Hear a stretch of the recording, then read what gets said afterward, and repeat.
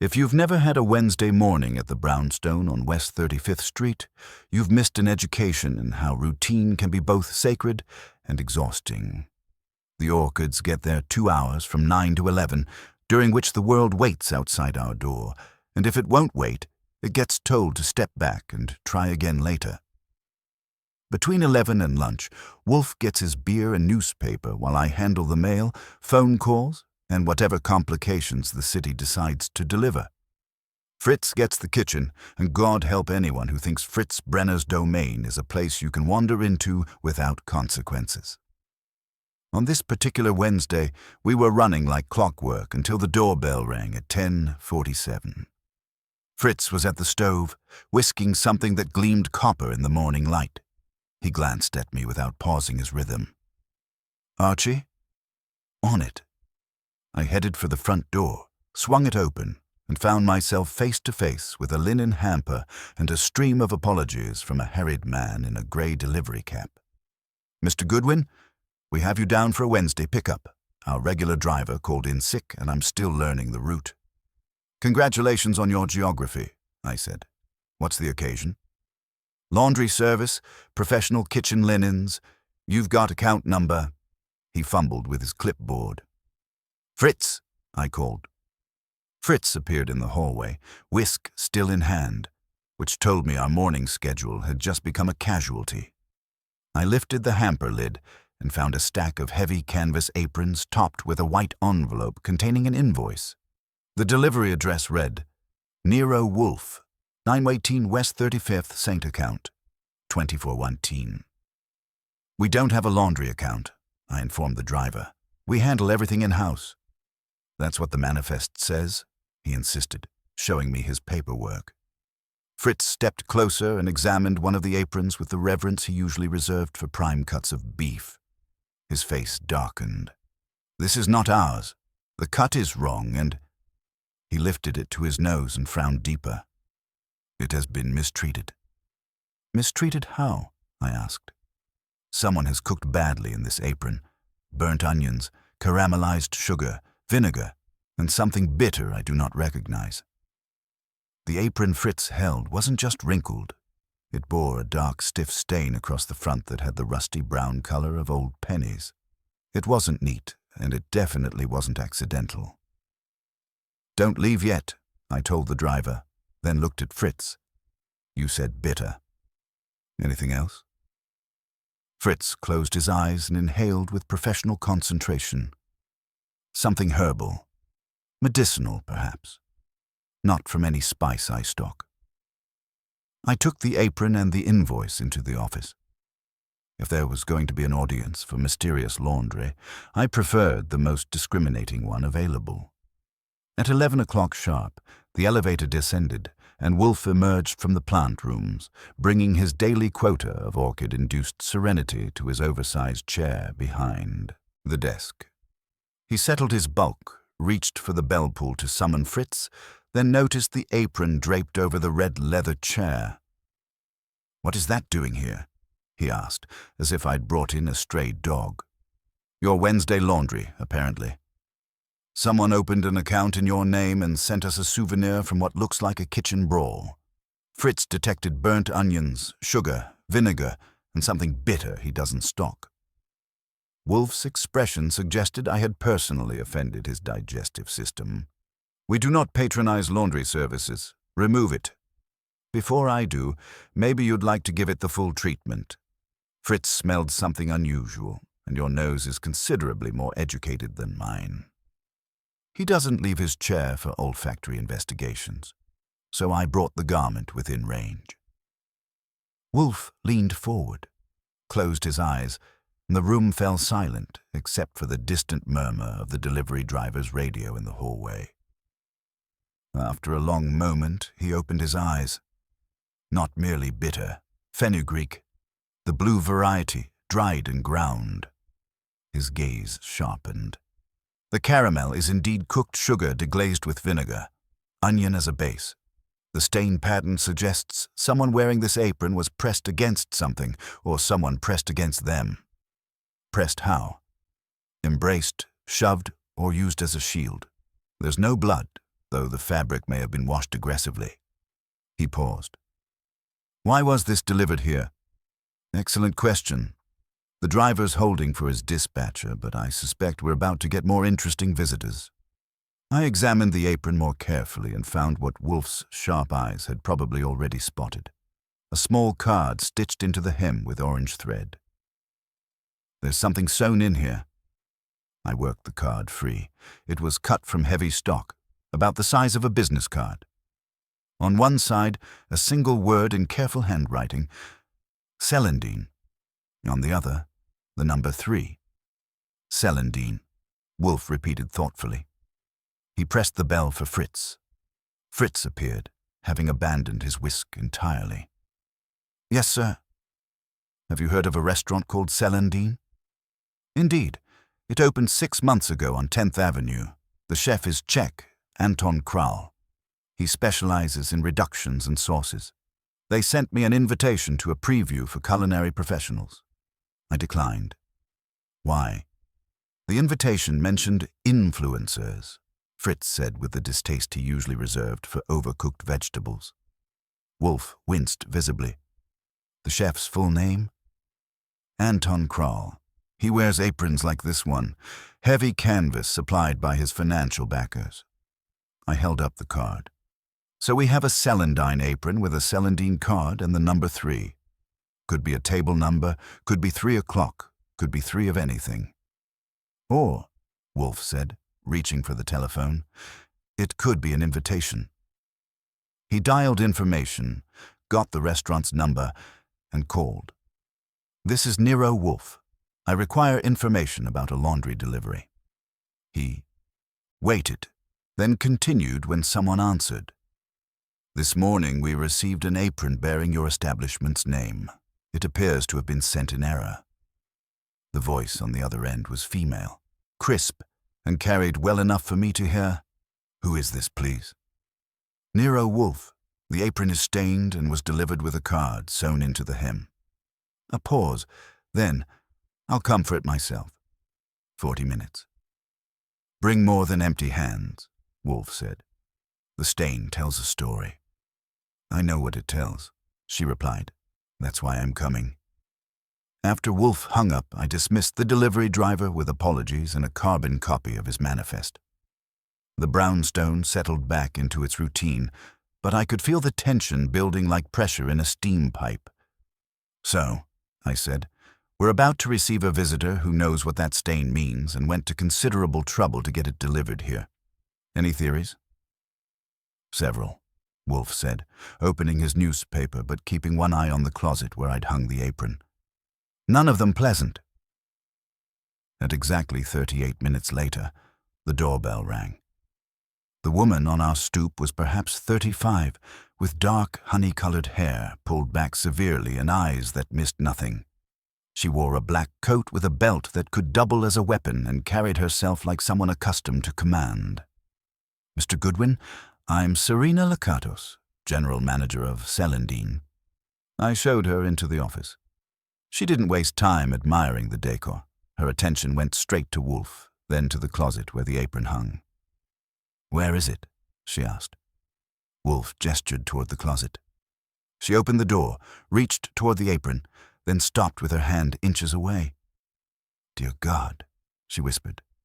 Your apron, Wolfe observed. The stain is not blood. No, she agreed quietly. It's not.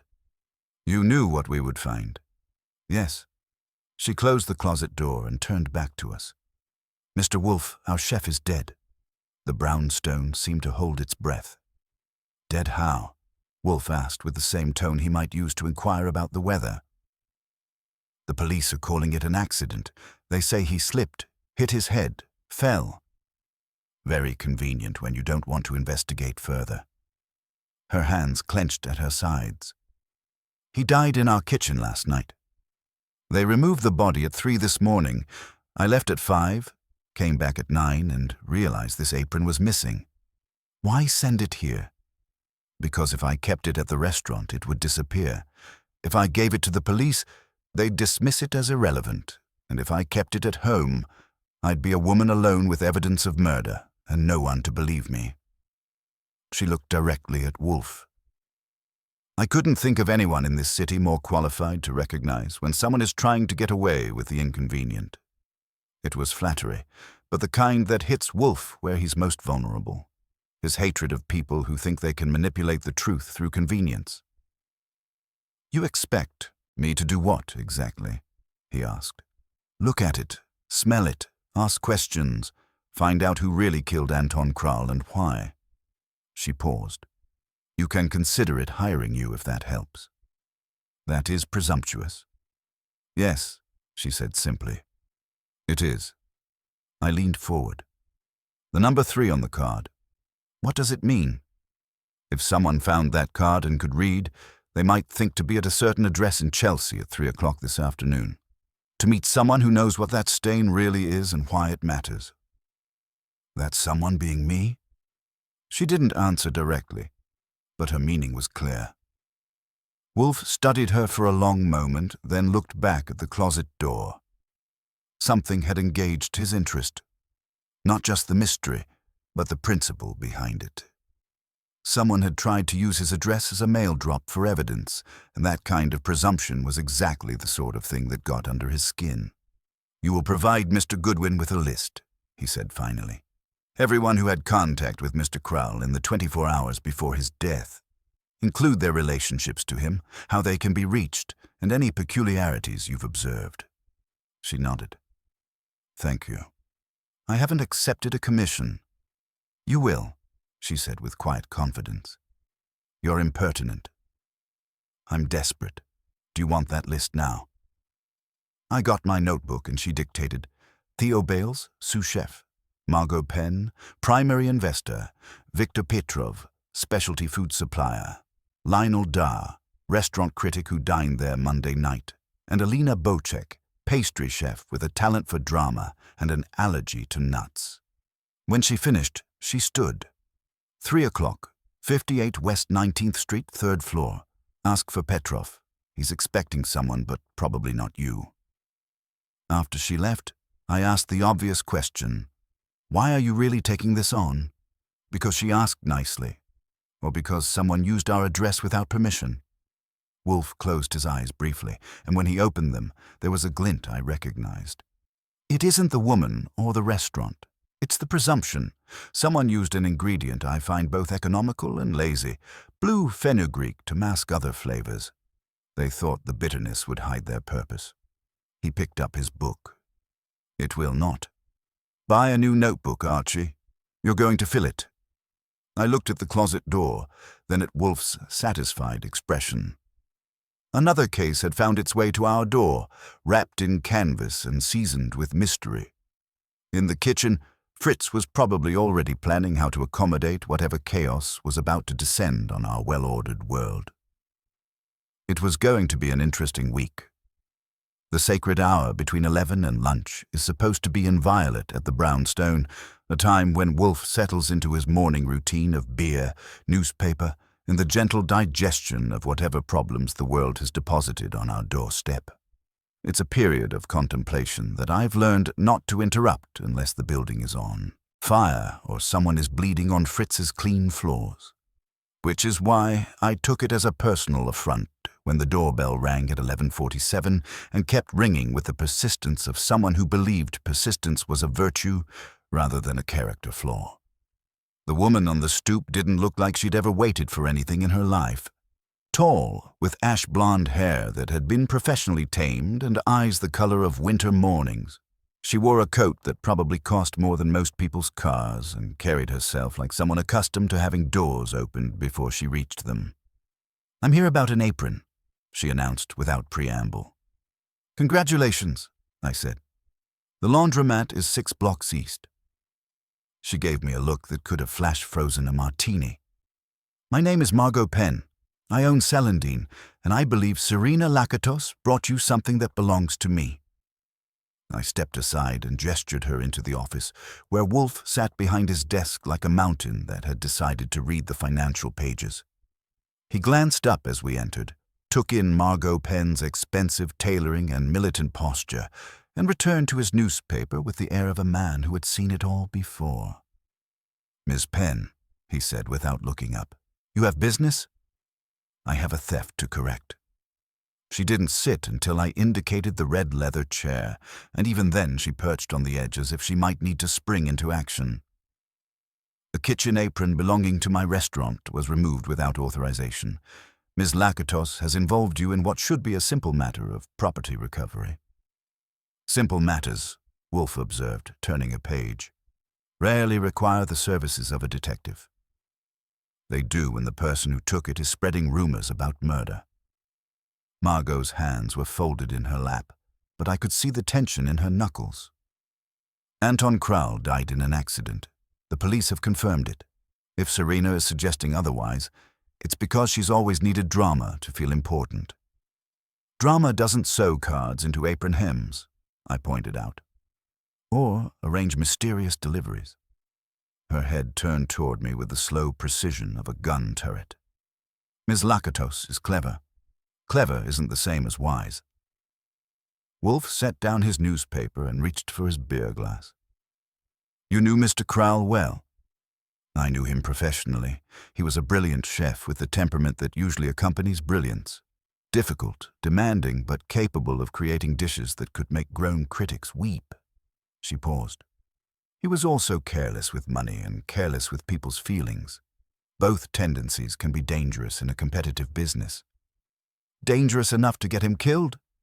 "Dangerous enough to make enemies. But Anton died because he was working late, alone, and he slipped. The kitchen floor was wet from cleaning. He hit his head on the corner of a prep table. It was tragic and stupid and entirely preventable, but it wasn't murder." Wolfe studied her over the rim of his glass. "You seem very certain." "I'm certain because I've spent 6 months and 8 figures building Celandine into something special. I'm not going to let it be destroyed by conspiracy theories and amateur detective work." She leaned forward slightly. "I'm prepared to pay you, Mr. Wolfe. Handsomely. To investigate Anton's death and confirm what the police have already concluded, that it was an accident. You want me to prove a negative? I want you to find the truth. And when you do, I want you to make it clear to everyone involved that Celandine had nothing to do with Anton's death except as the unfortunate location where it occurred." I opened my notebook. Who else had access to the kitchen that night? "Theo Bales, the sous chef. He was there until closing. Alina Bocek, the pastry chef, left around 10.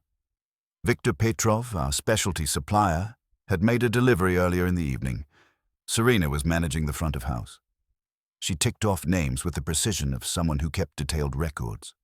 The dishwashers, the prep cooks, the usual staff. Any problems with Crowell recently?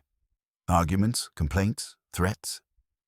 Anton argued with everyone at one time or another. It was his nature. Theo wanted more recognition. Alina thought he was dismissive of her desserts. Petrov occasionally objected to Anton's demands for premium ingredients at wholesale prices. She shrugged. Creative tension is normal in a high-end kitchen. Wolfe set down his glass and looked directly at her for the first time since she'd entered. "Miss Penn, you came here to recover property and hire me to prove your chef died accidentally.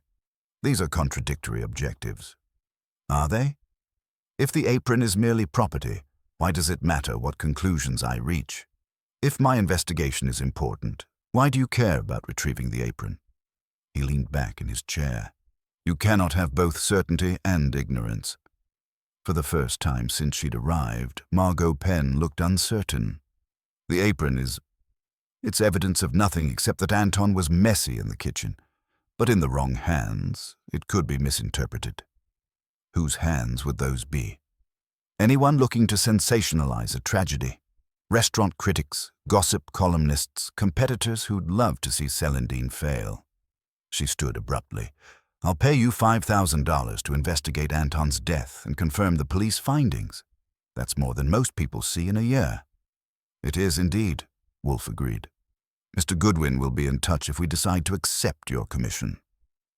After she left, trailing expensive perfume and barely contained frustration, Fritz appeared in the doorway with the expression of a man who had been listening from the kitchen and didn't approve of what he'd heard.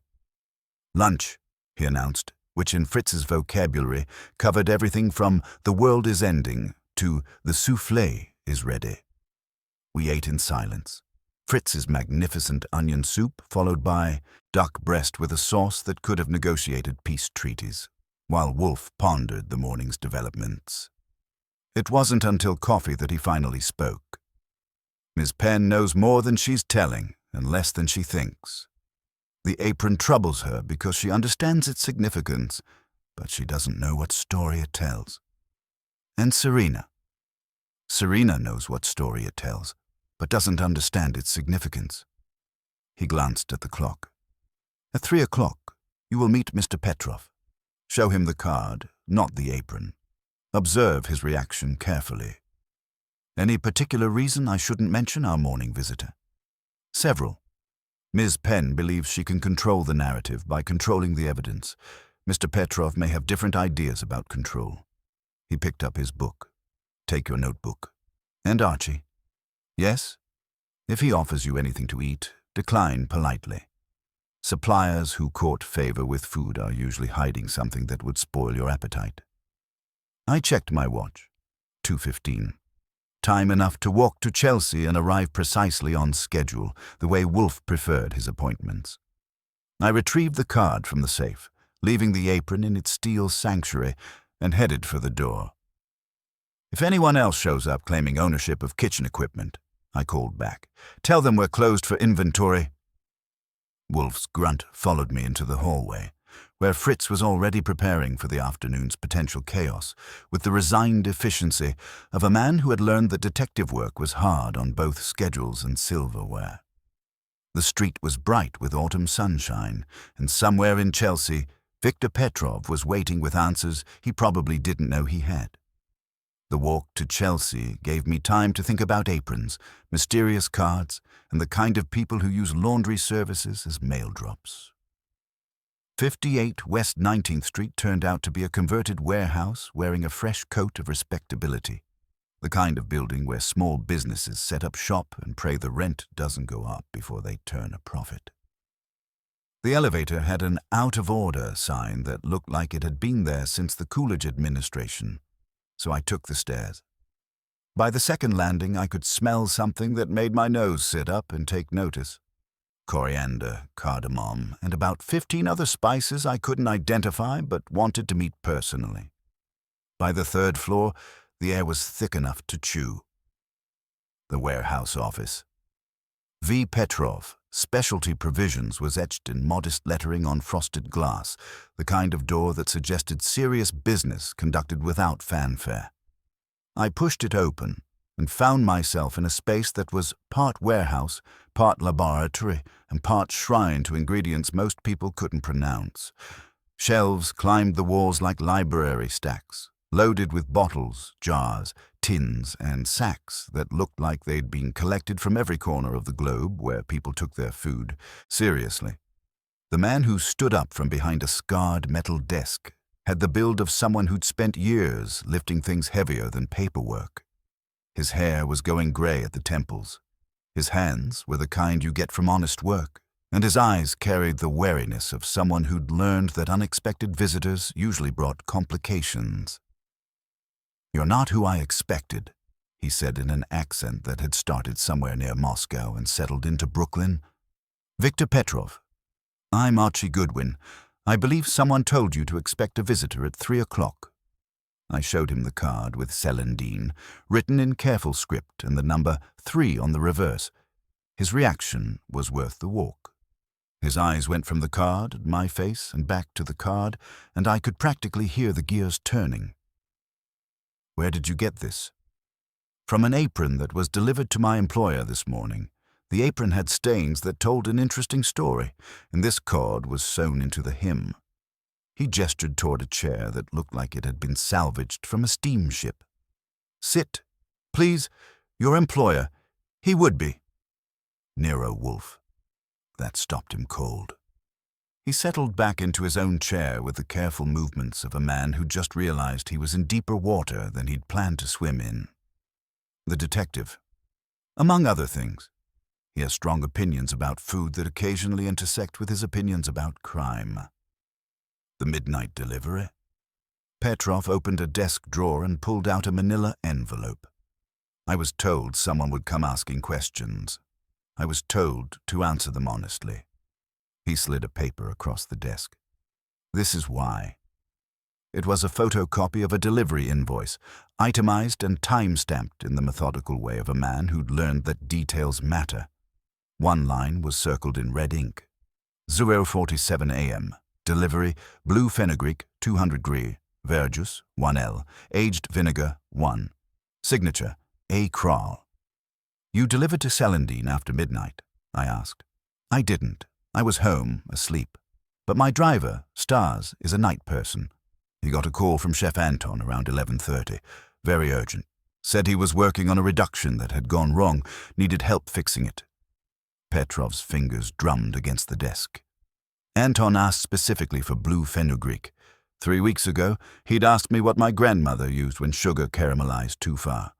I told him some old country cooks add fenugreek and verjuice to pull back the bitterness.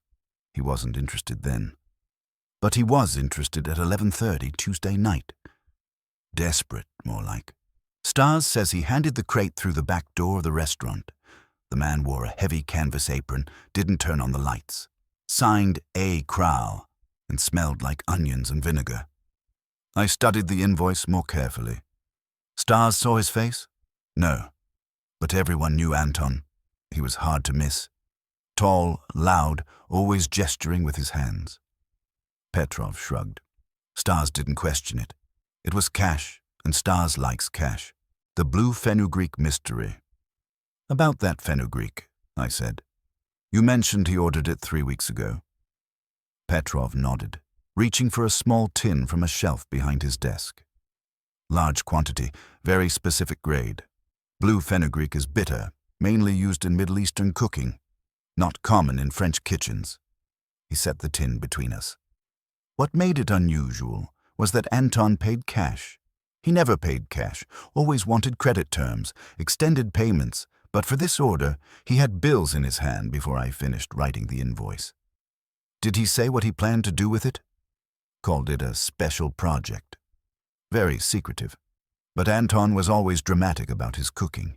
He treated every sauce like it was going to change the world. I opened my notebook and made careful notes about the timeline. If the police had Anton's death between midnight and 1 a.m. and Stars delivered ingredients at 12:47 a.m., either the death time was wrong or someone else had signed Anton's name. Neither possibility suggested an accident. Character insights. Tell me about Anton Krall, I said. What kind of man was he? Petrov's expression darkened. Brilliant chef. Terrible human being. He had a gift for making people feel worthless. His sous chef, Theo Bales, worshipped him and hated him at the same time. The pastry chef, Alina Bocek, lived in terror of his criticism, but couldn't stay away from the challenge he represented. Anyone else in his circle? Serena Lakatos managed the front of the house, but she had to walk carefully around Anton's moods, and Margot Penn. He paused. Ms. Penn invested serious money in Celandine. Anton was bleeding it away with his demands and his temper. Good reviews don't matter if you can't control costs. Sounds like he had enemies. Everyone who worked with Anton had reasons to want him gone. But wanting and doing are different things. Petrov leaned forward. Mr. Goodwin, I'm not a brave man. I'm a cautious man. I don't pick sides in kitchen wars, but someone is using my delivery service to clean up after themselves, and I don't like it. The return. I thanked Petrov and headed back toward the street, my notebook heavier with information and my head fuller of questions. On the walk back to the brownstone, I noticed a man in a slate-colored scarf who seemed very interested in his phone conversation but kept glancing in my direction. When I stopped to tie my shoe and get a better look, he suddenly discovered urgent business in the opposite direction. The brownstone felt solid and reassuring after the industrial chaos of Petrov's warehouse. Fritz was in the kitchen and Wolfe was in his chair, reading and waiting for my report with the patience of a mountain. "Well," he said without looking up, We have a dead chef who paid cash for unusual ingredients 3 weeks ago, a midnight delivery signed by someone who may or may not have been alive to sign it, and a supplier who's nervous about being used as a cleanup service. I settled into my chair. Also, someone's watching me, though not very skillfully. Wolfe set down his book and reached for his beer glass. The timeline? If the police are right about the death occurring between midnight and 1 a.m., then either Anton lived long enough to sign for a delivery at 12:47 or someone else signed his name. Neither scenario supports the accident theory. And the fenugreek? Ordered 3 weeks ago with cash, which was unusual for Anton. Petrov says it's bitter, used to correct over-caramelized sugar. The midnight delivery included fenugreek, verjuice, and aged vinegar. Wolfe nodded slowly. Someone was indeed correcting a mistake, but not a culinary one. He pressed the bell for Fritz. We need to examine that apron again, and tomorrow you'll visit Celandine itself. It's time to meet the remaining players in this kitchen drama. The afternoon was settling toward evening, and somewhere in the city, the people who had known Anton Kral were going about their business, unaware that a detective in a brownstone on West 35th Street was beginning to unravel the careful threads of their deception. If Wolfe had his way, my legs would be declared a public utility and billed quarterly for services rendered to the cause of justice. Thursday morning found me walking toward 10th Avenue with my notebook, 3 specific questions and instructions that boiled down to: watch their hands, listen for the lie they don't know they're telling, and don't let anyone serve me a story with the check already calculated. Celandine occupied a corner building that had been transformed from honest industrial purpose into the kind of place where people paid serious money to have their food arranged like small sculptures. The exterior whispered expensive without shouting about it. All clean lines, exposed brick, and the sort of understated elegance that costs more than most people's cars. The kitchen interrogation. The dining room was empty except for a hostess who looked like she'd been carved from ice and attitude. I told her I was there on restaurant business, which was true enough if you considered murder a form of catering. She pointed me toward the kitchen with the enthusiasm of someone directing traffic around a car accident. The kitchen hit me like a physical force. Heat, noise, and the controlled chaos of people who knew their lives depended on sharp knives and perfect timing. Stainless steel gleamed under bright lights, and the air was thick with roasting vegetables, simmering stalks, and something faintly metallic that made my nose sit up and take notice. Theo Bales was breaking down a whole chicken with knife work that suggested years of practice and possibly some unresolved anger. He was lean to the point of gauntness, with dark circles under his eyes and the kind of controlled movements that come from working under pressure that could crack diamonds. When I introduced myself, he set down his knife and wiped his hands on a towel with motions that were just a little too precise. "You're the detective," he said. Not a question. "I'm investigating Anton Kral's death. I understand you worked closely with him." "I worked under him. There's a difference." His jaw tightened. "Tuesday night we had a full house, and Anton was having one of his perfectionist evenings. Nothing was good enough. He sent back 2 plates I'd prepared, made me redo a sauce 3 times. I opened my notebook. "What time did you leave?" 11:10. We shut down service, started breakdown.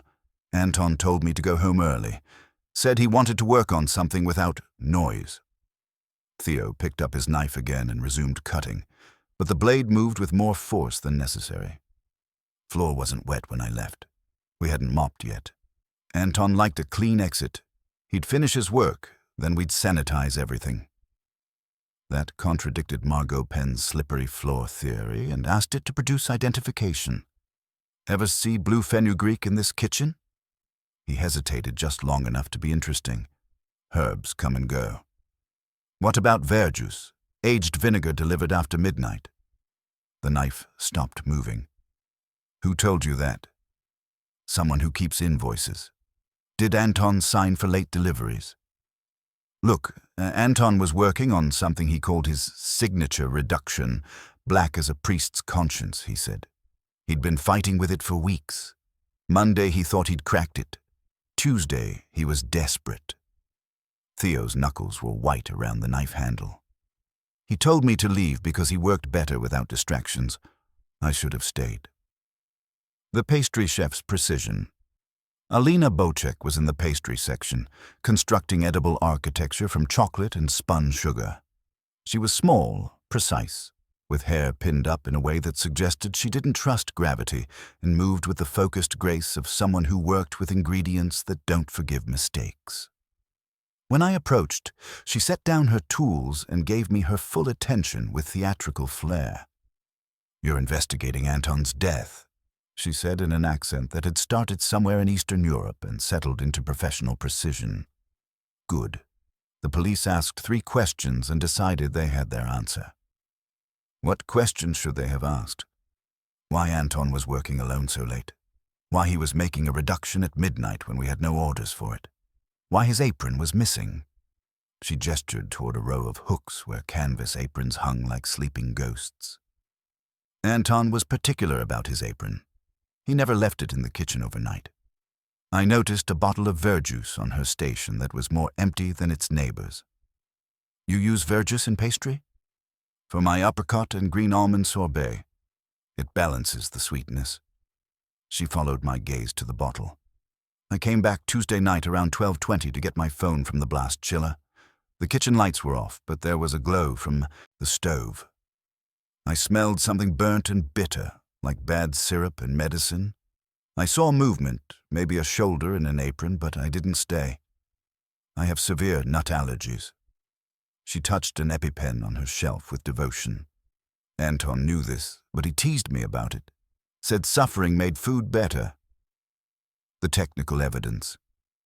Serena appeared from the dining room, arms folded in the posture of someone whose job was keeping a neutral zone neutral. She led me to a cramped office where security monitors displayed 4 views of the kitchen, or would have if they'd been working properly. "Cameras went down after 11:30 Tuesday," she said without waiting for me to ask. "System's been flaky. We're getting it replaced." I watched the loop, normal kitchen bustle, until 11:34 when the screens dissolved into pixel static and stayed black until 3:06 a.m. when they suddenly revived as if nothing had happened. "Your exhaust system keeps logs." She gave me a look of reluctant respect. Hood fans ramped to high at 12:03 and back to low at 12:51. Someone was definitely cooking. In the dark. In the half-dark. Anton liked his dramas. The critic's perspective. I found Lionel Dar holding court in a cafe that was too proud of its espresso.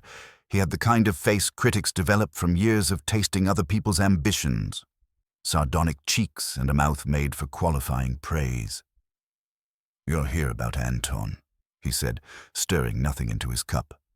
"I'm here about Celandine. Anton just haunts the place." He allowed himself a thin smile.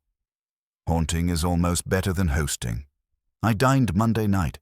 He had ideas. Some were even edible. Blue fenugreek ideas." He lifted an eyebrow.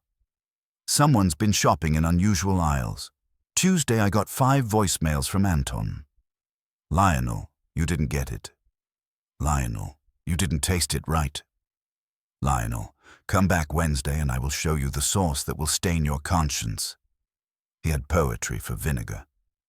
Dar leaned back. Ms. Penn called within the hour, suggesting a complimentary tasting menu if I could keep an open mind. Meaning postpone judgment.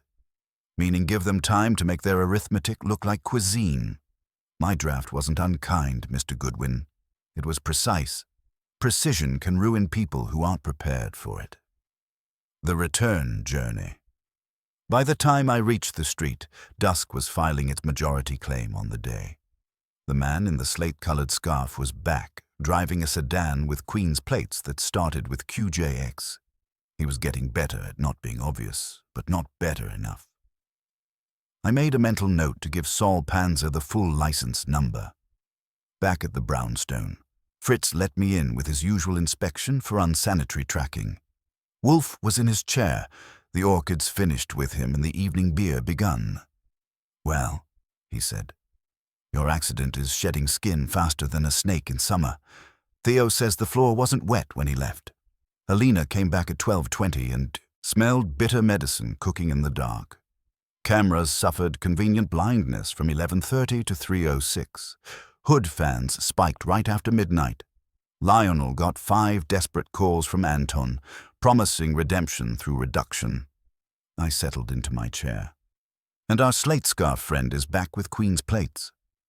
Wolfe's eyes opened slightly, which in his vocabulary constituted applause. "The vergers?" "Lighter than it should be at the pastry station. Either Alina seasons with unusual enthusiasm, or someone borrowed from dessert to fix a problem in the main kitchen." "No," Wolfe said, reaching for his beer. "To disguise one. The fenugreek wasn't meant to correct over-caramelization, it was meant to mask the taste of something else entirely." He pressed the bell for Fritz. "We'll dine first, then you'll call Mr. Panzer about those license plates. After that, we'll disturb Ms. Penn's certainty one more time." The brownstone settled into its evening rhythm, but I could feel the pressure building like steam in Fritz's kitchen. Somewhere in the city, the people who had known Anton Kral were going about their business, unaware that a detective in a chair on West 35th Street was beginning to see through their carefully constructed accident. It was going to be an interesting evening. Friday morning arrived with the kind of October chill that makes you appreciate Fritz's coffee and question your life choices. I was at my desk, transcribing notes from the previous day's interviews, when Fritz appeared in the office doorway with an expression that suggested someone had committed an act of war against his personal universe. "Archie," he said with the careful control of a man whose world had been knocked slightly off its axis. "Someone has been in my kitchen." I looked up from my typewriter. Fritz's kitchen is more sacred than most people's churches, and about as likely to suffer unauthorized visitors. Define someone. Someone who knows where I keep my spices but does not respect the proper order of things. Fritz stepped into the office, his hands clasped behind his back in the posture of a general reporting battlefield casualties. "My blue fenugreek is missing, exactly 1 teaspoon, measured precisely." That got my full attention. Fritz's spice inventory was more accurate than the Federal Reserve's gold count. If he said a teaspoon was missing, you could mortgage your house on it. The kitchen investigation. I followed Fritz to his domain, where he had arranged the evidence with prosecutorial precision. The blue fenugreek tin sat on the counter, its lid slightly askew in a way that would have offended Fritz's sense of proper closure. Next to it, a wooden spoon bore the faint discoloration of something that had been stirred and scorched. "This spoon was soaking in my sink this morning," Fritz explained. "It smells of burnt sugar and something medicinal. Someone used it to stir a mixture that caramelized badly." He lifted the spoon to demonstrate. "The wood remembers everything, Archie. This has been used for something that was not food." I examined the back door while Fritz continued his inventory. The steel bolt looked properly seated, but when I pressed my thumb against it, there was a subtle give that hadn't been there yesterday. Along the strike plate, a thin film of what looked like candle tallow had been carefully applied. Professional work, the kind that opens locks without breaking them.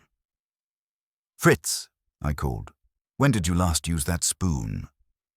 "Tuesday evening for the risotto. I cleaned it thoroughly and placed it in its proper drawer." His voice carried the wounded dignity of a man whose system had been violated. "Someone returned it to the wrong drawer. They tried to clean it, but they do not understand wood." The cellar door showed similar signs of careful attention, scratches near the hinges where someone had lifted it slightly to prevent creaking. In the alley, I found a partial footprint in the soft earth near the garden gate. Rubber-soled with the cross-hatch pattern I'd seen on kitchen clogs at Celandine. The legal pressure, I was heading back inside to report my findings when the doorbell rang with the aggressive punctuality of someone who charged by the hour. The man on our stoop wore the kind of expensive overcoat that suggested he'd never waited for a bus and carried a briefcase that probably cost more than most people's cars. "Mr. Goodwin, James Kellner, representing Ms. Penn. I believe you have property belonging to my client." I showed him into the office, where he declined to sit, and instead stood with the rigid posture of someone delivering an ultimatum. "The apron Ms. Lakatos brought you was removed from Celandine without authorization. Ms. Penn is prepared to pursue legal remedies if it isn't returned immediately." Legal remedies for what exactly? Theft, obstruction of justice, interference with a business operation. He produced a document that looked official enough to frame. "This is a court order requiring you to surrender any materials taken from Celandine Restaurant." I glanced at the papers without touching them. "Interesting timing. Your client hired Nero Wolfe yesterday to investigate her chef's death. Now she wants to confiscate evidence before the investigation is complete." "The investigation is complete. The police have ruled Anton Kral's death accidental." Kellner's smile had the warmth of a tax audit. "Ms. Penn simply wants to recover her property and move forward. Then she can wait until Mr. Wolfe finishes his work." "My client is prepared to be generous," Kellner continued. $5,000 for the apron and your assurance that no further investigation will be conducted." "That's the second time this week someone's offered us money to stop looking at that apron. It's developing quite a reputation for a piece of canvas." Wolfe's analysis. After Kellner left with his court order and his frustrated dignity, I climbed to the plant rooms where Wolfe was conducting his morning communion with the orchids.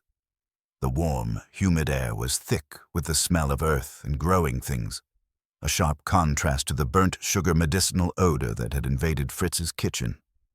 "We've had visitors," I reported. "Both the two-legged kind and the kind that leave evidence in wooden spoons." Wolfe didn't look up from a cattleya that was considering whether to bloom.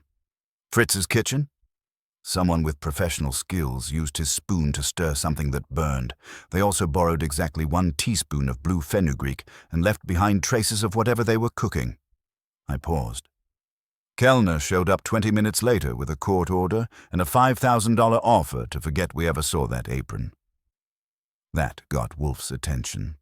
He straightened slowly and turned to face me with the expression of a man who had just realized someone was playing a deeper game than he'd initially appreciated. "Someone is conducting experiments," he said. "Testing combinations, refining techniques. The burnt spoon suggests they haven't perfected their method." "Method for what?" "For making murder taste like accident." He moved toward the elevator. "The fenugreek is significant. Combined with the right acids and heated properly, it can mask other flavors entirely." The violation.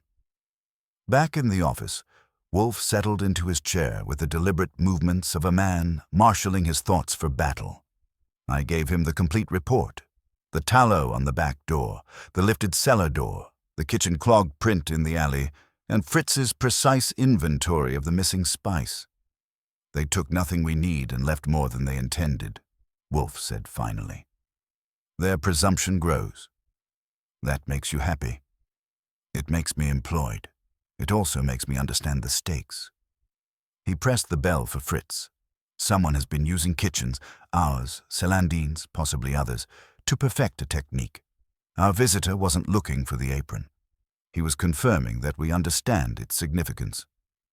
Fritz appeared with the stained spoon and his wounded dignity. "Sir, I've been thinking about the smell.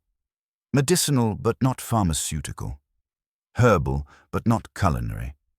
It reminds me of something my grandmother used for difficult situations." "What kind of situations?" "When someone needed to sleep very deeply and not wake up refreshed." Fritz set the spoon on Wolfe's desk.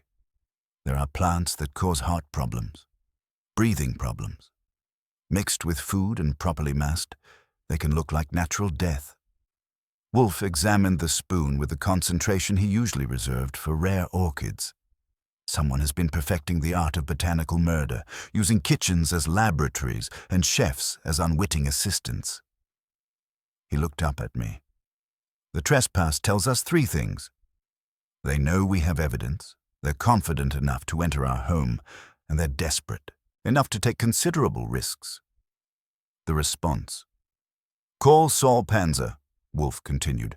"I want those license plates traced, and I want a complete security review of the brownstone. Also, arrange for a locksmith, the kind who understands that some locks are more important than others. And the court order. Let Mr. Kellner explain to a judge why his client hired me to investigate a death and then tried to confiscate evidence before I could complete the work."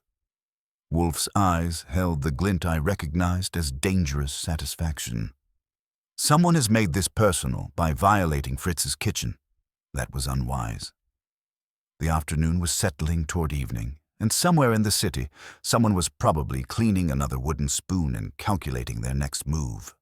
But now, we knew what they were calculating, and that knowledge felt like the first advantage we'd gained in a case that had started with laundry and was beginning to smell like premeditated murder disguised as kitchen accident. The brownstone felt less secure than it had that morning, but somehow more purposeful. We were no longer just investigating a death. We were hunting someone who used food as a weapon and kitchens as crime scenes, and they had just made the mistake of bringing the war to our door. It was going to be a very interesting weekend. Saturday morning brought Saul Panzer to our door with the kind of information that transforms a comfortable mystery into something considerably more dangerous. He settled into the red leather chair with his notebook and the expression of a man who'd spent the night documenting other people's secrets. "The slate scarf surveillance is professional grade," he began without preamble. "The plates traced to Urban Apex Services, a shell company that provides reputation management and sensitive asset recovery. Your tale is Owen Reel, former doorman turned unlicensed investigator. He's been billing 12 hours to a retainer from Kellner and Dove." Wolfe reached for his beer glass. "Ms. Penn's legal counsel maintains active surveillance on us, while simultaneously offering payment for our silence. Instructive."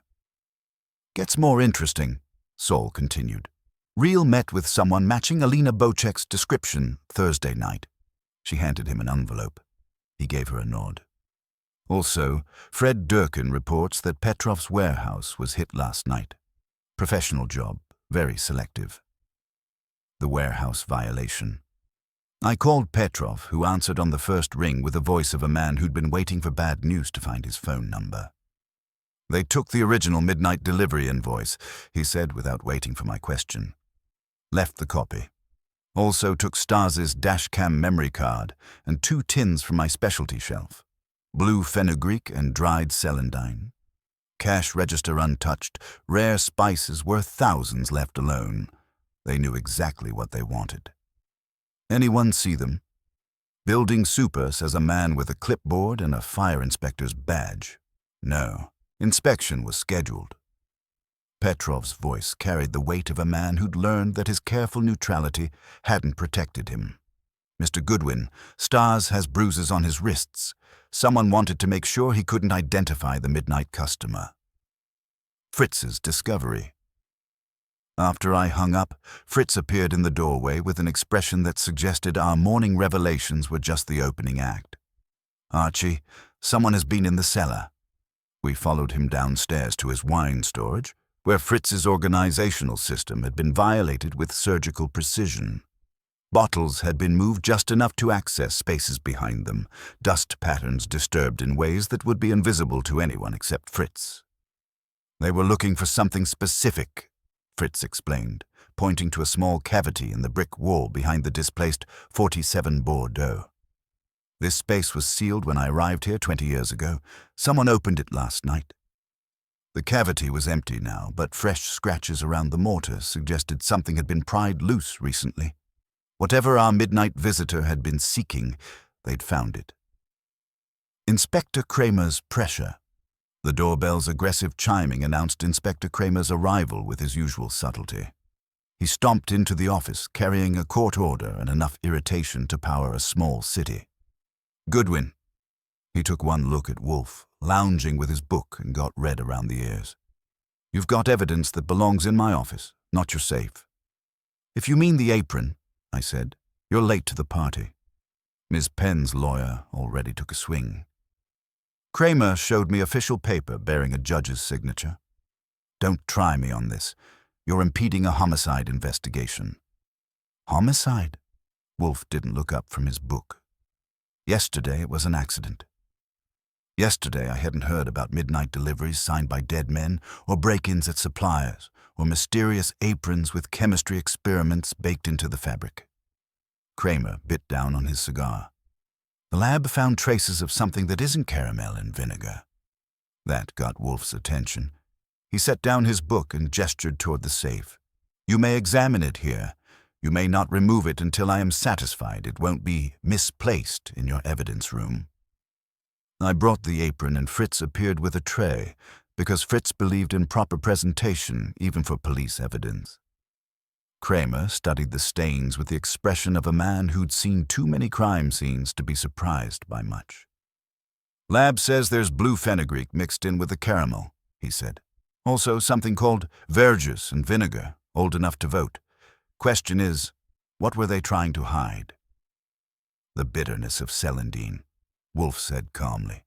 A plant with interesting alkaloids that can cause cardiac difficulties when properly concentrated. Kramer's head snapped up. You're telling me this is poison? I'm telling you someone has been experimenting with botanical chemistry, using restaurant kitchens as laboratories. Wolfe leaned back in his chair. Anton Krall may have discovered this and become inconvenient. The recipe book theft. The phone rang while Kramer was processing Wolfe's revelation. Theo Bale's voice came through the receiver, tight with panic. Mr. Goodwin, someone broke into my apartment last night. They didn't take money or electronics, just my recipe book, the one Anton gave me with all his notes about the signature reductions. When did you discover this? Just now. It was hidden under my mattress. Anton made me promise to keep it safe. Said it contained techniques that could revolutionize sauce making. His voice cracked. He was going to teach me everything. After I hung up, Kramer fixed Wolfe with a stare that could have melted steel. So we've got a dead chef, a poisoned apron, break-ins at 3 locations, and now a stolen recipe book. Still think this is about restaurant reviews? I think this is about someone using Anton Krall's culinary innovations for purposes he never intended, Wolfe replied. The question is whether they killed him to steal his methods or to silence his objections. Serena's revelation. Kramer had barely left when Serena Lakatos arrived carrying a manila envelope and the expression of someone who'd spent the night making difficult decisions. She sat in the red leather chair with the rigid posture of someone holding herself together through force of will. Margot fired me yesterday, she said without preamble, effective immediately for interfering with operations. She handed me the envelope. But before security escorted me out, I retrieved this from Anton's office. Inside was a second apron, cleaner than the first but bearing similar stains around the chest area. Also, a notebook filled with Anton's handwriting, recipes, notes, and increasingly frantic observations about someone pressuring him to share his techniques. Anton was scared, Serena continued. He'd been getting calls, threats. Someone wanted his reduction methods, specifically the process for concentrating flavors without losing complexity. He thought it was industrial espionage. Wolfe examined the notebook with the attention he usually reserved for rare orchids. These notes suggest he was experimenting with botanical extracts as flavor enhancers. Did he understand their toxic potential? I don't think so. Anton was brilliant with food chemistry, but naive about people. He thought he was creating the next great culinary innovation. Her voice hardened. Someone else saw it as the perfect murder weapon. The gathering storm. After Serena left, Wolfe sat in his chair with the stillness of a mountain calculating the dimensions of an avalanche. The case had evolved from a single chef's death to a systematic exploitation of culinary innovation for criminal purposes.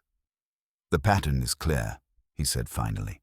Someone identified Anton's reduction techniques as ideal for concentrating and masking botanical toxins.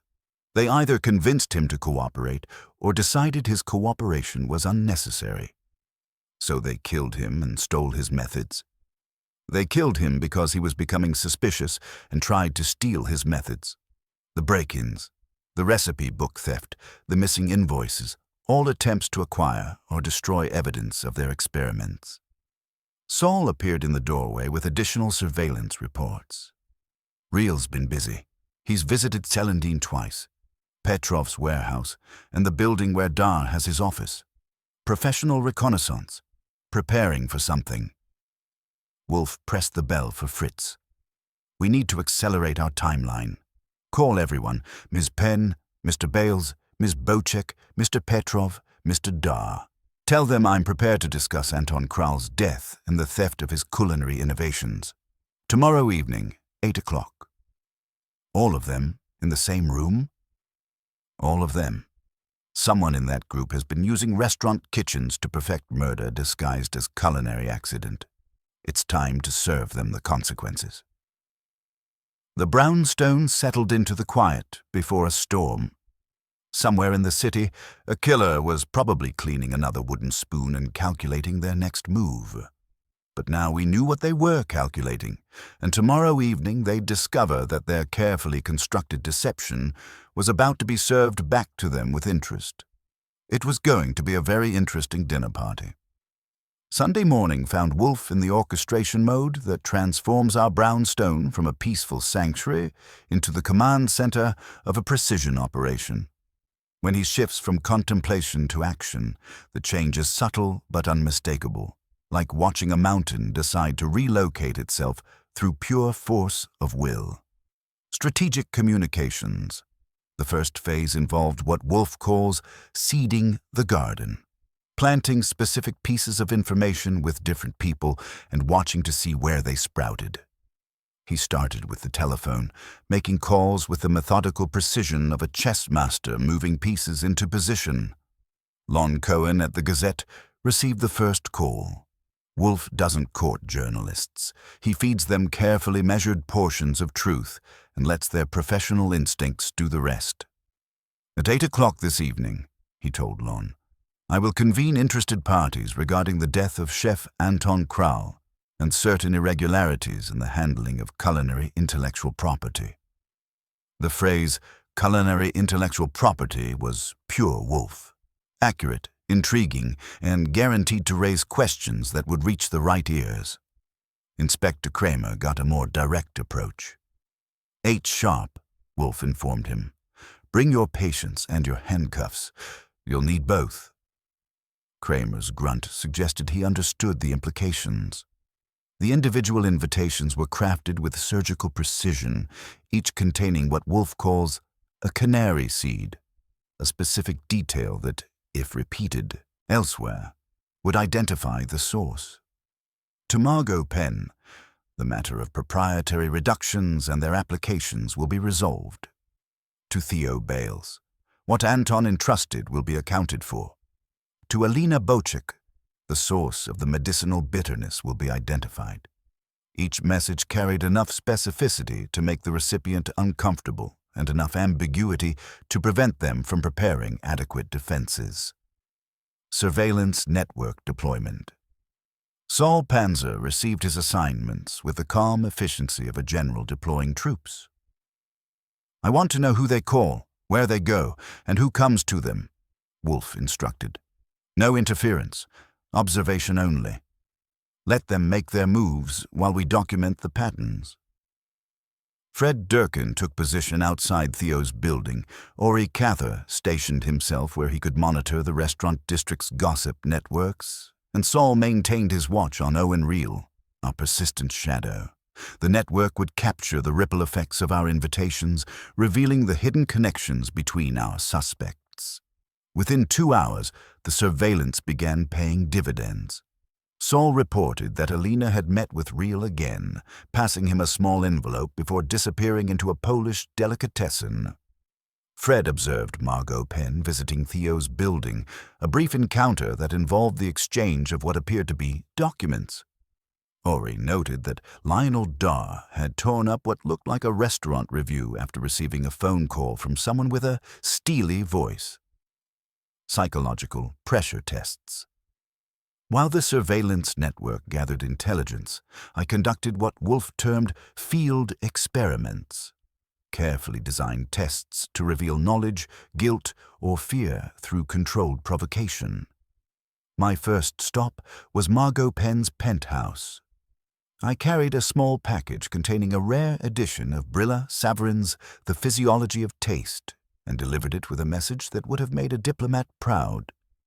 Mr. Wolfe requires this book to be returned by Mr. Krall, who borrowed it several weeks ago. The effect was immediate and telling. Margot's composure cracked just enough to reveal the calculation beneath. "Mr. Krall is dead," she said, but her voice carried uncertainty rather than finality. "Mr. Wolfe believes some debts transcend inconvenient circumstances," I replied. "Perhaps you should discuss the matter with him this evening." My visit to Theo Bales involved a different kind of test. I presented him with a small envelope containing what I described as a rare spice found among Anton's effects. Actually harmless baking soda, tinted blue with food coloring. His reaction was worth documenting. Initial alarm, followed by confusion, then something that might have been relief when he realized he didn't recognize the substance. Alibi verification. The most damaging intelligence came from Saul's methodical fact-checking. He'd obtained weather reports for the night of Anton's death, revealing that Margot Penn's explanation of a wet floor accident was meteorologically impossible. There had been no rain or significant moisture that evening. Her convenient theory dissolved like sugar in water. Additionally, the building's security logs that Serena had managed to retrieve before her dismissal showed that the kitchen's exhaust system had operated at maximum capacity from 12:03 to 12:51 a.m., exactly the window when someone would have been concentrating botanical extracts using Anton's reduction methods. The missing piece, Fritz's discovery in the wine cellar, provided the final element of our positioning strategy. The small wooden box that had been pried open and resealed contained a hidden compartment, now empty. Whatever had been stored there was significant enough for someone to risk breaking into our home to retrieve it. "The absence is the presence," Wolfe observed when Fritz reported the empty compartment. Someone needed to reclaim evidence they'd hidden for safekeeping, evidence that would have identified them as Anton's killer. Final preparations. By evening, the brownstone had been transformed into what Wolfe calls his theater of resolution. The office chairs were arranged in a careful semicircle that would force our guests to face both Wolfe and each other, eliminating the comfortable anonymity that makes deception easier. Fritz had prepared his usual impeccable service, though I suspected most of our visitors would find their appetites diminished by the evening's revelations. The surveillance reports painted a clear picture of panic and coordination among our suspects. Phone calls had been made, meetings arranged, and stories coordinated. But each attempt to control the narrative had revealed more about the underlying conspiracy than it had concealed. The trap set. As 7:30 approached, Wolfe settled into his chair with the satisfaction of an angler who had spent considerable time preparing his tackle. The stained apron sat in its evidence box, ready to tell its story. Anton's notebook lay open to pages that documented his growing suspicions about the misuse of his culinary innovations. The empty spice tin from Fritz's kitchen served as a reminder that someone had violated our home to practice their deadly craft. "Archie," Wolfe said, checking the wall clock, "we are about to serve justice with a garnish of irony. Someone used the art of cooking to perfect the science of murder. Tonight, they will discover that some recipes cannot be altered without consequences." The doorbell would ring soon, bringing our assembled suspects to face the evidence of their crimes. Somewhere among the group that would gather in our office sat a killer who had turned culinary innovation into a weapon, believing they could control both the crime and its investigation.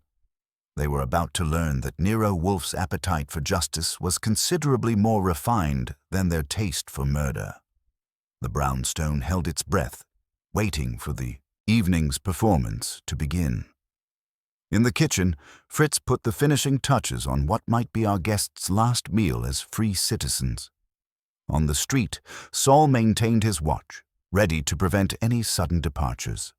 And in his chair, Wolfe prepared to demonstrate that some mysteries, like the finest reductions, improve when subjected to sustained heat and careful attention.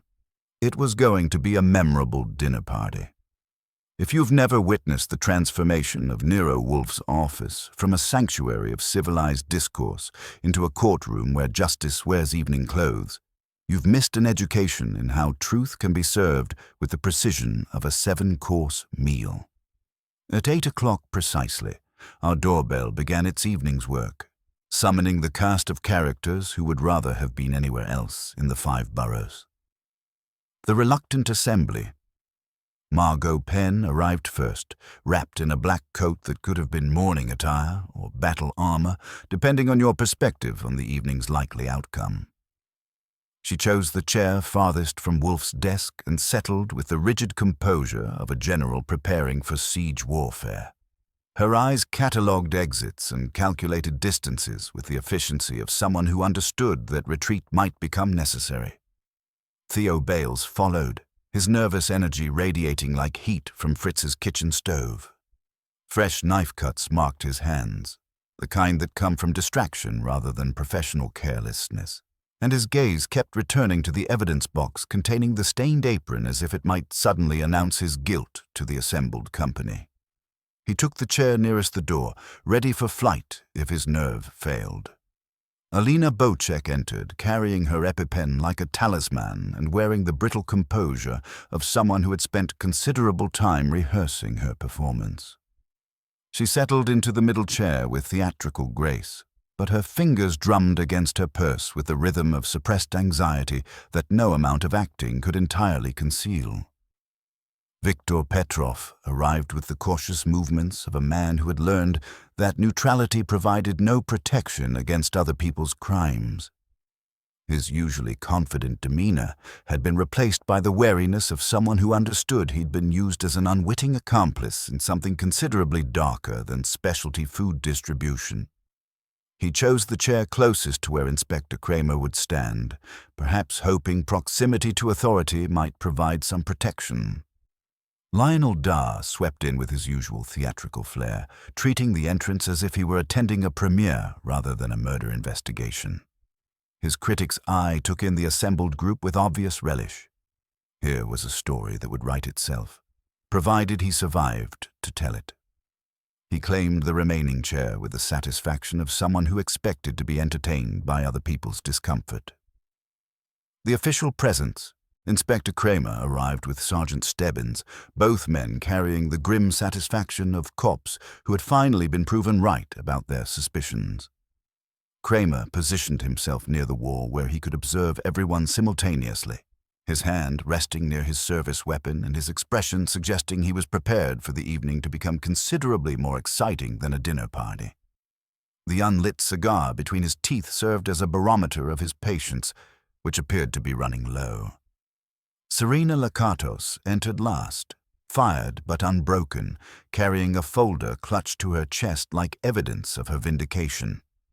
She took the remaining chair with the dignity of someone who had chosen truth over employment security and was prepared to live with the consequences. Wolfe's judicial opening. The office had been transformed into what Wolfe calls his theater of resolution. Chairs arranged in a careful semicircle that forced our guests to face both Wolfe and each other, eliminating the comfortable anonymity that makes deception easier. Fritz had prepared his usual impeccable service, though I suspected most of our visitors would find their appetites diminished by the evening's revelations. Wolfe surveyed the assembled group with the calm satisfaction of a chef examining his ingredients before beginning a complex dish. He reached for his beer glass, took a measured sip, and began with the deliberate precision that transforms ordinary conversation into judicial proceeding. "Ladies and gentlemen," he said, his voice carrying the weight of absolute certainty. "We are here to discuss the death of Anton Kral and the systematic theft of his culinary innovations for purposes he never intended." His gaze moved deliberately across each face. "One of you killed him. One of you has been using his reduction techniques to perfect botanical murder, and one of you made the critical error of bringing this enterprise to my attention by violating Fritz's kitchen." The silence that followed was thick enough to slice with one of Fritz's knives. I watched faces, noting the subtle tells that separate genuine surprise from carefully rehearsed shock. Margot's jaw tightened almost imperceptibly. Theo's breathing became shallow. Alina's fingers stopped drumming and clenched into fists. "The evidence constellation. The facts," Wolfe continued, "arrange themselves in a pattern that reveals both motive and method with mathematical precision." He gestured toward the evidence box on his desk. "This apron, delivered to my home through an elaborate deception, bears the first clue: a stain of caramelized sugar, aged vinegar, and blue fenugreek. But more significantly, it contains traces of celandine alkaloids, concentrated through reduction techniques that could only have been developed by Anton Kral himself." He lifted the stained garment from its box. "The stain pattern tells a story of intimate contact. Someone's chest pressed against Anton's torso. Not the random splashing of cooking accidents, but the deliberate proximity of murder disguised as culinary mishap." Petrov shifted uncomfortably in his chair. "I supplied those ingredients, but I had no knowledge of their intended use." "You supplied them twice," Wolfe said with quiet emphasis. "Once 3 weeks ago, when Anton ordered them legitimately for culinary experimentation, paying cash in a departure from his usual credit arrangements. Again at 12:47 a.m. on the night he died, when someone else signed his name and used his techniques for murder." The timeline reconstruction. I opened my notebook and began reading the chronology we'd constructed from surveillance reports, delivery records, and witness statements. The precision of the timeline was devastating. Each entry eliminated another avenue of escape for our killer. 11:10 p.m. Theo Bales leaves Celandine after being dismissed by Anton, who claimed he wanted to work alone. The kitchen floor was not yet mopped, contradicting the official accident theory. I looked up at Theo, who flinched under the attention. 11:30 p.m. Security cameras suffer convenient malfunction, remaining dark until 3:06 a.m. 12:03 a.m. Kitchen exhaust fans activate at maximum capacity, the ventilation necessary for concentrating volatile botanical extracts. 12:20 a.m. Alina Botrick returns for her phone, observes a glow from the stove, smells burnt medicine, and sees movement in the darkness. Alina's knuckles were white against her purse. I did not want to disturb Anton. He was particular about his work. 12:47 a.m., I continued. Viktor Petrov's driver delivers blue fenugreek, verjuice, and aged vinegar, signed for by someone wearing Anton's canvas apron but whose face remained hidden. 12:51 a.m. Exhaust fans returned to normal operation, suggesting the completion of a reduction process that had nothing to do with legitimate cooking. The scientific revelation. Wolfe reached for a small tin on his desk. This container held blue fenugreek from Fritz's carefully maintained spice collection. Exactly 1 teaspoon was removed 3 nights ago, along with a wooden spoon that was used to stir a substance that caramelized badly. He set the tin down with deliberate precision. Someone attempted to replicate Anton's fatal experiment in my kitchen, perhaps to understand its precise effects, perhaps to refine the method for future use. Fritz appeared in the doorway, carrying a tray with a violated spoon and a small glass vial. The residue analysis, Wolfe explained, confirms that someone used Fritz's utensils to practice the same reduction technique that killed Anton Kral. The wooden spoon remembers everything: burnt sugar, medicinal bitterness, and the concentrated alkaloids that can stop a human heart when properly masked and delivered. The motive matrix. Mr. Dar, Wolfe said, turning to the critic, Anton left you 5, increasingly. Frantic voicemails on Tuesday, promising a sauce that would stain your conscience. He was clearly desperate to prove something, to demonstrate that his innovations had been corrupted beyond their intended purpose. Dar cleared his throat nervously. Anton was always dramatic. He craved validation for his work. Or perhaps, Wolfe countered, he had discovered that his culinary genius was being repurposed for murder, and he was trying to find someone who would listen to his warnings. He lifted Anton's notebook from his desk. These pages document his growing suspicions about someone pressuring him to share his reduction methods, techniques he had developed for flavor enhancement, not for concentrating botanical toxins. The violation revealed. And then, Wolfe continued, his voice dropping to a more dangerous register, someone made the critical error of violating the sanctity of this brownstone. They entered Fritz's kitchen to steal fenugreek and practice their deadly craft. They also opened a hidden compartment in our wine cellar, retrieving evidence they had stored there for safekeeping. He paused, letting the implication settle like dust in the still air. That evidence, a detailed record of their experiments, was their insurance policy, their proof of concept for a method of murder that could pass for kitchen accident. But when the investigation began closing in, they needed to reclaim it before it could be discovered. The psychological pressure. Margot Penn finally broke the silence, her voice sharp with controlled desperation. This is preposterous speculation. You're accusing us all of conspiracy based on spices and kitchen accidents. I'm presenting facts, Ms. Penn, Wolfe replied with deadly calm. Facts that demonstrate Anton Krall was not the victim of a slip on a wet floor. There was no precipitation that night. He was not the victim of a cooking accident. The exhaust system logs prove someone was conducting a deliberate reduction process after his death. He was the victim of premeditated murder, executed with his own techniques and disguised as the kind of kitchen mishap that happens to temperamental chefs who work alone. Kramer stepped forward, his cigar now producing a thin stream of smoke. You're saying he was poisoned with his own methods?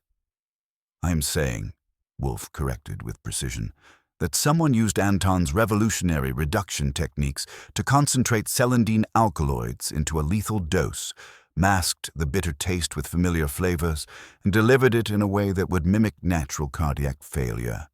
The killer possessed intimate knowledge of Anton's methods, access to his kitchen, and the botanical expertise to select the appropriate toxin. The final positioning. Wolfe's gaze moved deliberately around the semicircle, resting briefly on each face. The carefully constructed facades were beginning to crack under the pressure of accumulated evidence. Theo looked pale and shaken. Alina clutched her purse like a lifeline. Petrov appeared to be calculating his legal exposure. Dar had lost his theatrical composure entirely. Margot's defiance had curdled into something colder and more calculating. The question, Wolfe concluded, is not who among you had reason to hate Anton Krall. That list would be extensive. The question is who possessed the unique combination of motive, opportunity, and specialized knowledge necessary to turn his culinary genius into a weapon of murder. He reached for his beer glass and took a measured sip, allowing the silence to build like pressure in a steam pipe. Someone in this room killed Anton Krall.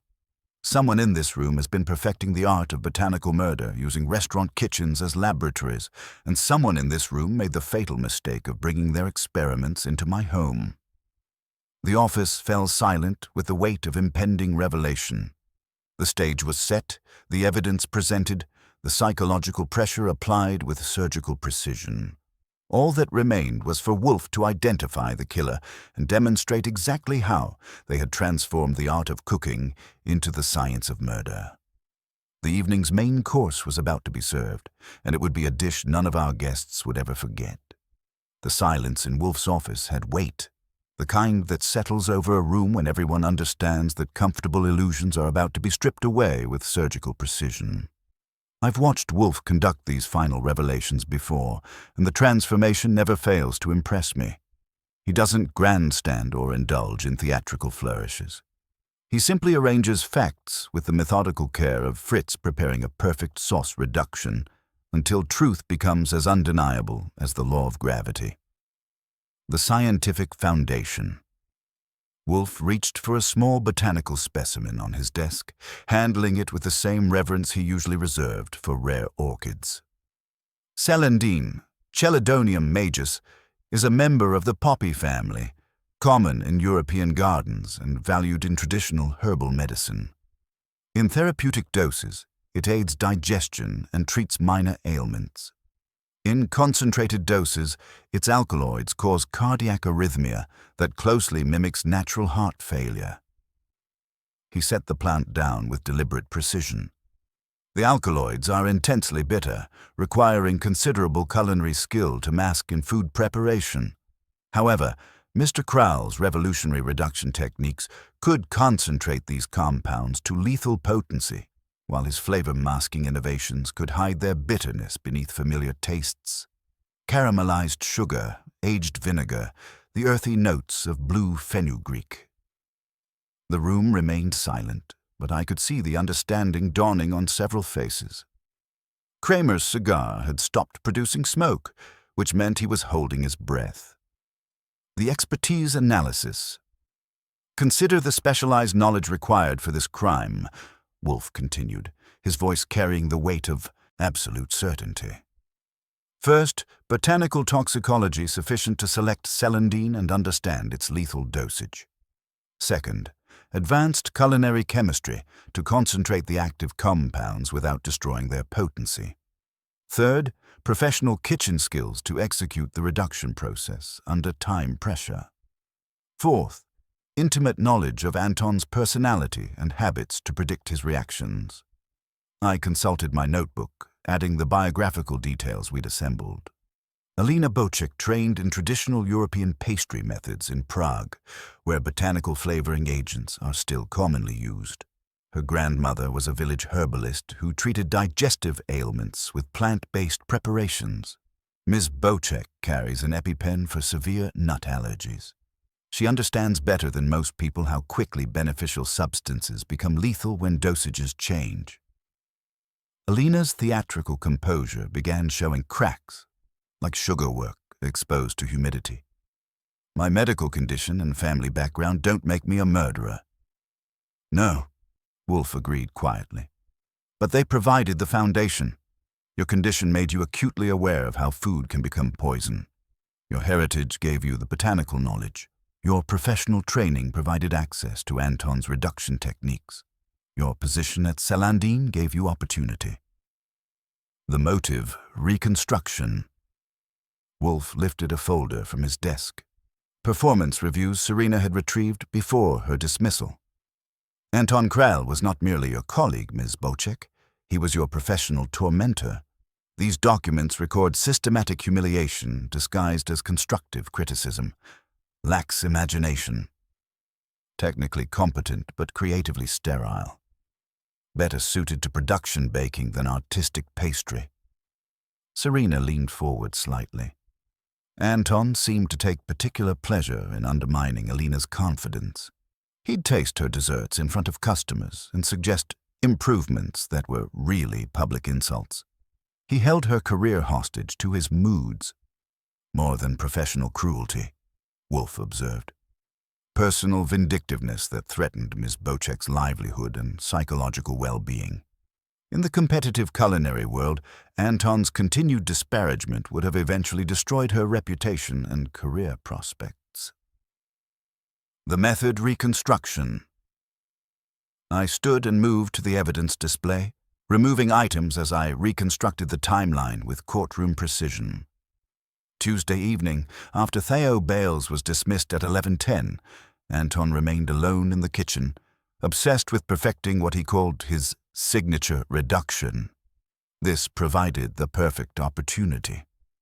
Ms. Bocek had spent weeks perfecting her weapon, I continued, using Anton's own techniques to concentrate celandine alkaloids while developing a flavor profile that would mask the characteristic bitterness. The blue fenugreek provided earthy notes, the verjuice added acidity, the aged vinegar contributed complexity. All familiar, flavors that would convince Anton he was tasting a culinary innovation rather than his own death. Wolfe took over the narrative with surgical precision. At approximately 12:20, Miss Bocek returned to Celandine, ostensibly to retrieve her forgotten phone. In reality, she came to administer the poison she had prepared. Anton was alone, working by the glow of a single burner, completely absorbed in his reduction process. The evidence presentation. The physical evidence tells the complete story, Wolfe said, lifting the stained apron from its box. This garment contains microscopic fibers from Ms. Bocek's pastry uniform, transferred during the intimate contact necessary to administer the poison. The stain pattern shows exactly where her chest pressed against Anton's torso as he collapsed. Not the random splashing of a cooking accident, but the deliberate proximity of murder. Fritz stepped forward with the wooden spoon that had been violated in our kitchen. This utensil bears traces of Miss Bocek's fingerprints and residue from her practice sessions. She used our kitchen to perfect her technique, stealing exactly 1 teaspoon of blue fenugreek to test her ratios. The timeline confirms premeditation, I added, consulting my notes. The security cameras suffered convenient failure from 11:30 to 3:06 a.m. The exhaust fans operated at maximum capacity from 12:03 to 12:51, exactly the ventilation necessary for concentrating volatile botanical compounds. The midnight delivery provided cover for the presence of unusual ingredients. The cover-up execution. But murder was only the beginning, Wolfe continued. The cover-up required equal sophistication. Ms. Bocek removed the stained apron to prevent immediate discovery, then faced the problem of disposal. Simply discarding it would risk eventual discovery. Instead, she conceived an elaborate misdirection, sending it to me through a fraudulent laundry service, hoping I would dismiss it as a meaningless error. The card sewn into the hem, I said, holding up the small piece of paper, was her signature, Celandine and the number 3, perhaps referring to the 3rd attempt at perfecting her poison, or the 3rd night of practice in our kitchen. When that gambit failed and we began investigating, Wolfe said, Ms. Bocek orchestrated a systematic evidence destruction campaign. She arranged for the theft of Petrov's original delivery invoices, Theo's recipe notebook, and the botanical research notes she had hidden in our wine cellar. The psychological breakdown. Alina had been growing paler throughout Wolfe's methodical presentation, her grip on the EpiPen tightening until her knuckles showed white. When he finished, she sat in silence for a long moment, her breathing shallow and rapid. "He was going to destroy me," she said finally, her voice barely above a whisper. 20 years of training, of sacrifice, of building a reputation, and he could ruin it all with a single dismissive comment to the wrong person. Her voice grew stronger, fueled by the rage that had driven her to murder. "Do you know what it's like to have your life's work dismissed as technically competent but creatively sterile? To watch mediocre chefs advance while you're trapped in a pastry kitchen because one man decided you weren't worthy of recognition?" "So you killed him," Kramer said, stepping forward with his handcuffs ready. "I freed the culinary world from a tyrant," Alina replied with defiant pride. "Anton Krall used his talent to destroy other people's dreams. I used his own techniques against him, his reduction methods to concentrate the poison, his flavor-masking innovations to hide the bitterness, his arrogance to ensure he would taste what I offered without suspicion." The final admission. "It was the most perfect dish I ever created," she continued, her eyes blazing with the fervor of someone who had convinced herself that murder was artistry. "I studied botanical chemistry for months, practiced his techniques until I could execute them flawlessly, planned every detail from timing to cleanup. The celandine was concentrated to exact lethality, the masking flavors balanced to perfection, the delivery method guaranteed to succeed." She looked directly at Wolfe with something approaching admiration. He died tasting what he thought was culinary genius, his own methods perfected beyond his capabilities. In his final moments, Anton Krall experienced the ultimate refinement of his life's work, even though he never understood what he was experiencing. The arrest. Kramer stepped forward with professional efficiency. "Alina Bocek, you're under arrest for the murder of Anton Krall." As Sergeant Stebbins moved to escort her out, she turned back to address the room with theatrical dignity. "I regret nothing except that Anton died too quickly to fully appreciate the elegance of his own destruction. He spent his career teaching others to transform simple ingredients into complex art. I simply applied his lessons to a different kind of chemistry." The aftermath. After the police had removed Alina and the remaining guests had dispersed into the night, each carrying the uncomfortable knowledge that they had witnessed genius corrupted into malevolence, the office settled back into its familiar quiet. The stained apron lay where Wolfe had placed it, no longer a question, but a period at the end of a deadly sentence. Wolfe reached for his book with the satisfaction of a man who had restored proper order to a disordered world. "Justice," he observed, "like a perfect reduction, requires patience, precision, and the willingness to apply sustained heat until all impurities are eliminated."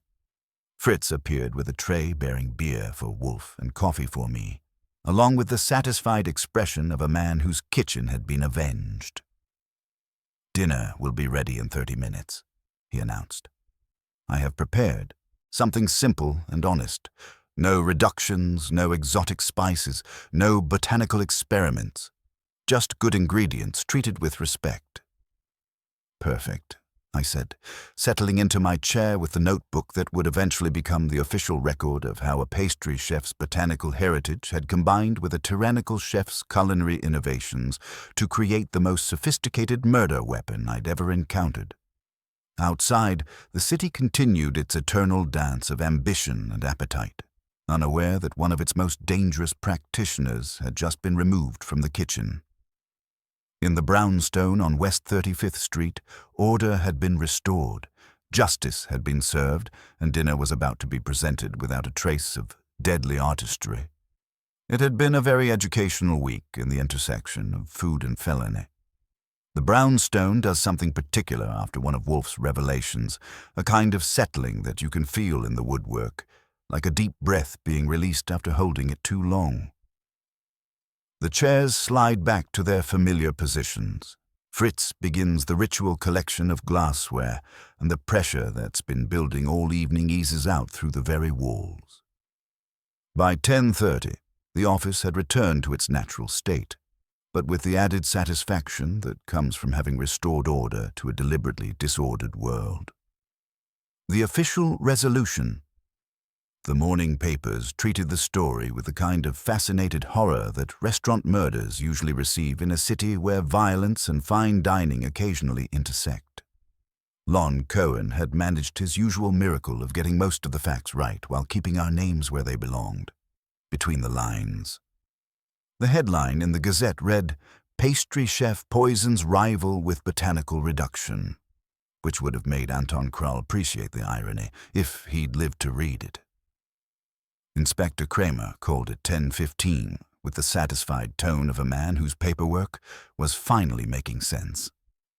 "The DA's office loves this case," he reported. "Premeditated murder with a unique weapon, systematic evidence destruction, breaking and entering. Alina Bocek's looking at life without parole, assuming her lawyer doesn't try some kind of artistic temperament defense." "Any chance of that working?" I asked. "In a city where half the population works in restaurants? Not likely. Juries understand the difference between professional frustration and botanical murder." His cigar crackled over the phone. "The lab confirmed everything you and Wolfe figured out. The celandine concentration was precisely calculated to cause cardiac failure that would mimic natural causes. She knew exactly what she was doing." Owen Reel, our persistent shadow, had decided that cooperation beat incarceration. Saul reported that he'd been scooped 2 blocks from his apartment with a duffel containing lock picks, bump keys, and electrician's tape that had spent quality time on our cellar hinges. His retainer came From Kellner and Dove through Urban Apex Services, with memos reading proprietary reclamation and brand risk mitigation. Character resolutions. The phone kept ringing with the kind of follow-up calls that tie loose ends into proper knots. Serena Lakatos called to report that Celandine would be closing permanently. Margot Penn had decided that negative publicity, staff departures, and ongoing police investigation made reopening impossible. "She's cutting her losses," Serena explained. "Better to walk away now than watch the place die slowly." Theo Bales had found his backbone somewhere between the revelation and the morning light. His voice didn't shake when he called to say he was quitting Celandine for a small Greek place in Astoria. 8 tables, honest fish, and what I can learn, he said. "No reductions. If I ever name a sauce after you, Mr. Wolfe, it'll be butter and honesty." "Name it after yourself," Wolfe advised. "And don't reduce the butter." Victor Petrov stopped by in person, carrying a replacement tin for Fritz's violated spice collection. "From now on, I like paper trails," he said, his eyes having lost some shine but gained considerable ballast. The publicity had actually increased demand for his specialty ingredients. Apparently, people wanted to cook with the same supplies that had made headlines, though presumably for less lethal purposes. Lionel Darr filed an elegant column on the temptation of technique, heavy on remorse and light on adjectives that could get him sued. For a critic, it was a decent day's work, honest without being self-destructive. The technical aftermath. Dr. Vollmer, the police department's consulting toxicologist, called with professional admiration for Alina's method. Wolfe took the call with the attention he usually reserved for orchid cultivation techniques. The concentration method was brilliant, Dr. Vollmer explained. She used traditional reduction techniques to eliminate water content while preserving alkaloid potency. The result was roughly 10 times more concentrated than raw celandine extract, delivered in a volume small enough to hide in a single spoonful of sauce. "The masking agents?" Wolfe inquired. "Perfectly chosen. Blue fenugreek's earthy bitterness would naturally complement celandine's medicinal notes, while the verjuice and aged vinegar provided acidic complexity that made the whole mixture taste like innovative cuisine rather than a poison delivery system." Dr. Vollmer's admiration was clinical, but genuine. If she'd applied the same intelligence to legitimate cooking, she might have become famous for something other than murder. Fritz's restoration. Fritz had spent the morning conducting what he called a complete kitchen audit, checking every spice, examining every utensil, restoring the precise order that makes his domain function like a Swiss timepiece. The violation of his kitchen had affected him more deeply than he'd initially admitted, and the methodical inventory was his way of reclaiming sacred space. "The wooden spoon will be replaced," he announced as he served lunch. "I cannot use it again, knowing what it has stirred. Some contaminations cannot be cleaned away." The meal itself was a deliberate statement. Simple roasted chicken with herbs from Fritz's own garden, vegetables prepared without exotic reductions or botanical experiments, flavors that spoke of honest ingredients treated with respect rather than scientific manipulation. It was Fritz's answer to Alina Bocek's corruption of culinary art, and we ate it with the appreciation it deserved. Philosophical reflection. After lunch, Wolfe settled into his chair with the afternoon beer and the expression of a man processing the implications of what we'd witnessed. The case had revealed something disturbing about the intersection of knowledge and malice, about how specialized expertise could be weaponized by someone with sufficient motivation and moral flexibility. "There is a pernicious conceit," he said, "that skill ennobles whatever it serves. It does not. Skill magnifies. If the purpose is ignoble, the result is more efficiently despicable. Miss Bocek's competence did not elevate her crime, it perfected it." He paused, considering the broader implications. The most dangerous criminals are often the most educated. She possessed genuine expertise in botanical chemistry, advanced culinary techniques, and psychological manipulation. She used all three to commit what may have been the most sophisticated murder I've encountered. You sound almost impressed. I'm impressed by the technical execution and appalled by the moral corruption. She took Anton's legitimate innovations and perverted them into instruments of death. It's like using a Stradivarius to bludgeon someone. Technically possible, but fundamentally obscene. The evening's peace. Dinner was served at the usual hour, Fritz's perfect timing restored to its proper rhythm. We ate in comfortable silence, appreciating flavors that spoke of honest ingredients and traditional techniques rather than scientific innovation or botanical experimentation. The wine was from our own cellar, selected for its straightforward character rather than exotic complexity. Saul joined us, having earned the invitation through his indispensable contribution to the case. Even he seemed to relax into the warmth of the food and the quiet camaraderie that follows a job well done. As Fritz served coffee and cleared the last of the dishes, Wolfe reached for his book with the satisfaction of a man who had successfully untangled a knot of human malevolence. The brownstone had returned to its natural state of ordered tranquility, the air cleared of suspicion and restored to its proper function of supporting civilized life. Final reflection. Humanity, Wolfe observed, setting down his coffee cup, continually seeks to elevate its experience through the cultivation of orchids, the creation of exquisite cuisine, the pursuit of justice. Yet the same ingenuity that crafts beauty can, when perverted, construct the most intricate forms of destruction. The true tragedy is not merely the death of a man, but the death of decency, meticulously engineered and exquisitely disguised. He closed his eyes briefly, then opened them with a finality that marks the end of a case. It leaves a bitter taste, Archie, one that no amount of fenugreek can entirely mask.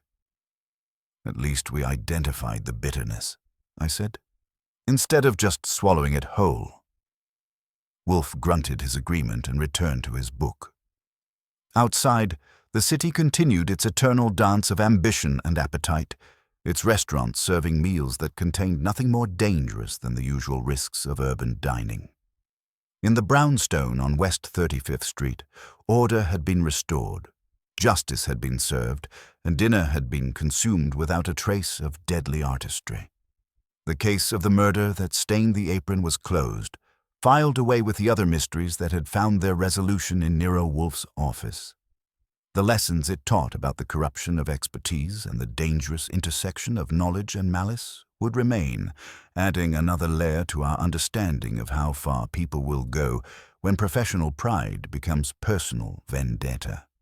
It had been an education in the darker applications of culinary science, and I was grateful to return to a world where food was simply food, and the only thing that got reduced was the balance in Fritz's household accounts. The brownstone settled into sleep, secure in the knowledge that its kitchen was safe, its mysteries were solved, and its appetite for justice had been properly satisfied. And if anyone else decides to season homicide with fenugreek and send the bill to West 35th Street, they'll discover what this batch learned. Our door doesn't swing for murder, even when it dresses like dinner.